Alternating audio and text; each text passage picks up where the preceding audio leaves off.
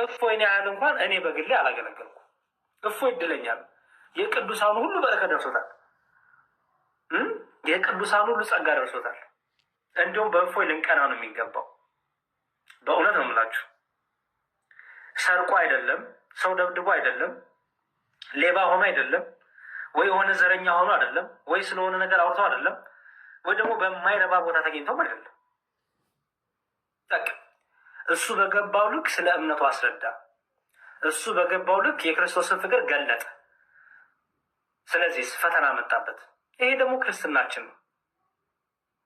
ክርስትናችን መገለጫ ይሄ።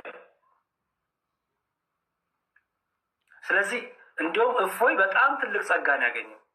እፎይ የአባቶቻችን በረከት ደርሶታል። በጣም እድለኛ፣ የመጨረሻ እድለኛ፣ ከምላችሁ በላይ እድለኛ ሰው ወንድማችን እፎይ በጣም። ስለዚህ የመጀመሪያው መጸለይ ነው። በቃ መጸለይ፣ ለእፎይ በጸሎት ማሰብ።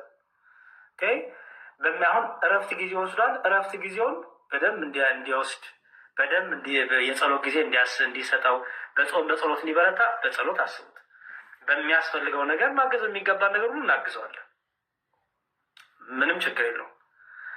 እፎይ በተጠየቀበት ልክ በሌላ ወገን ያሉ ሰዎች ሊጠይቁ ይገባል። ይሄ ግዴታ ነው። ባይዘወይ ለመሰላቸው አንደኛ በአንድ ሰውን ይሄን አርጋሃል ስንል እኔ ምን አርጋለሁሽ? ለምሳሌ እፎይ ወንድማችን እምነታችን አንቋሿል፣ ተሳድቧል፣ እንዲህ ሆኗል ተባለ አይደለም? መልካም ይሁን። እሺ እኛስ ምን አርገናል? አለ መጠየቅ ያለበት። እሺ እኛስ ምን አርገናል? እፎይ ተሳደበ ሲባል እፎይን ተሳደበ ብሎ የሚከሰው ሰው ከሱስ ወገን የተሳደቡ የሉም? ከሱስ ወገን ያላገጡ የሉም? ከሱስ ወገን ክርስቶስን የሰደበ የለም?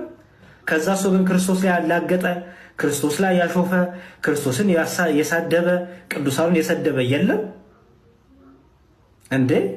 ፌር የሆነ ነገር ነው። እፎይ ካጠፋ ችግር የለውም ይጠየቅ። እሺ በዛ ሳይድ መጠየቅ የለበትም? አለበት። በእኩል ወንበር፣ በእኩል ፍርድ፣ በእኩል እይታ ሁሉም መታየት አለበት።